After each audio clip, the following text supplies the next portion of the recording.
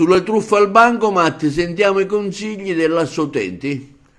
Allora, cari amici, quando vi recate a prelevare con il bancomat dovete fare attenzione a tante cose. La prima è quella che quando digitate il codice PIN dovete mettere sempre un portafogli, un pezzo di carta davanti per evitare che ci possa essere una telecamerina che possa individuare il vostro numero PIN, e quindi quando voi andate via, possibilmente con la registrazione che loro hanno già fatto preventivamente, strisciando la carta bancomat, possono prelevare sul vostro conto.